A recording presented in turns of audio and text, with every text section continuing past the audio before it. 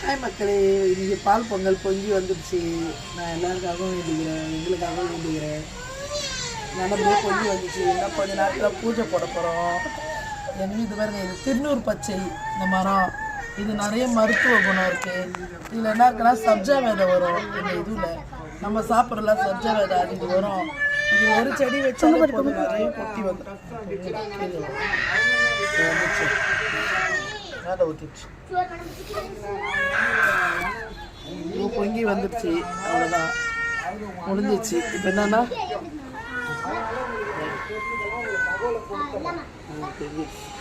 பொங்கி வந்துடுச்சு.